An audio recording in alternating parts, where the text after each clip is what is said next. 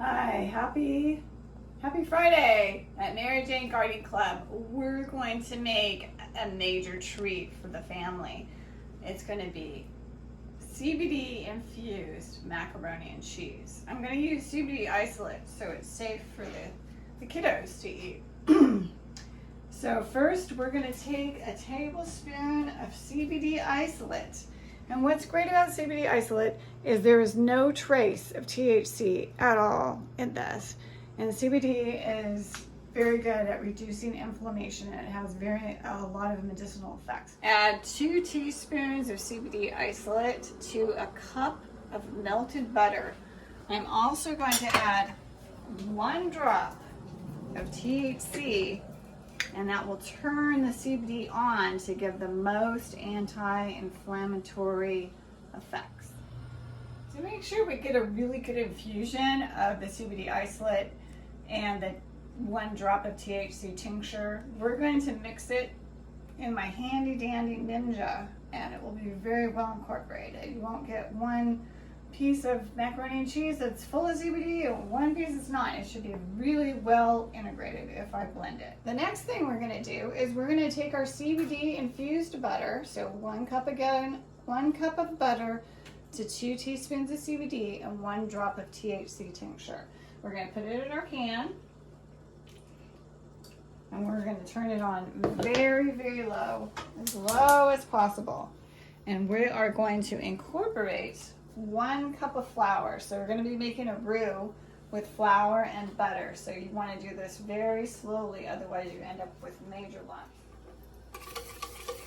So what you want to do is just add a little bit at a time and make sure you get a good blend.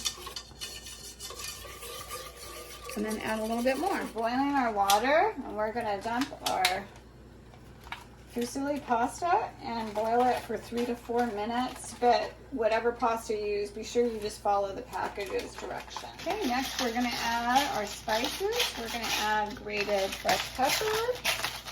What's great about black pepper is that black pepper is a phytocannabinoid.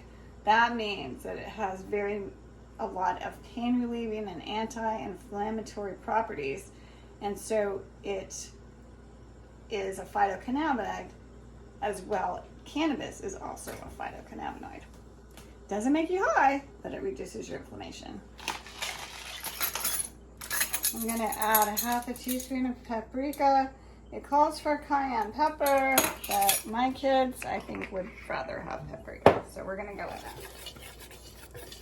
I ended up adding a pinch of cayenne because the paprika didn't quite give it any flavor, but you can play around with it depending on how spicy you like your macaroni and cheese. Our next step is to put in the milk, and the recipe calls for 3.5 and 4 cups. So I'm going to start with 3.5 cups and see what happens. Pour it into our pan and we give it a good mix. And we keep it on the stove and get it nice.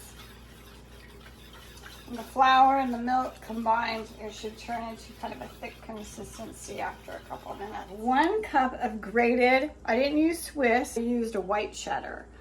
And then I used 1 cup of a grated white cheddar. I used 1 cup of a grated whole milk mozzarella. And I also used 3/4 cup of Parmesan cheese. So we add that to our mix very, very slowly, just a little bit at a time. As we're going to get a good blend going with our melted cheese, our milk, and our flour, and our spices. Remember, we added 2 teaspoons of CBD isolate and a little bit of spice. Okay, next we're going to drain off our water off the macaroni and cheese, and you can see that it's full of starch. So what we're going to do is we're going to rinse it and get all the starch. Next we're going to pour our macaroni and cheese in our milk cheese flour mixture. We're getting close, guys. And be sure you grease your container that you're going to bake your macaroni and cheese in. So we preheated our oven to 350 degrees. We sprayed a little bit of this avocado oil so it won't stick. Guys, some of the cheese stuck to the bottom of the pot, so be sure you get a scraper and scrape it all out. And then do the best you can to kind of mix it into your goop. We were supposed to save a little bit over butter, and I have to say I didn't really do that. So you take your breadcrumbs and you mix them with your butter, and you give it a good mix. Do a little cheat. I'm just going to add some avocado oil to my breadcrumbs. Then I'm going to use my hands because I think I'll have more control. Now sprinkle it on the top of your concoction.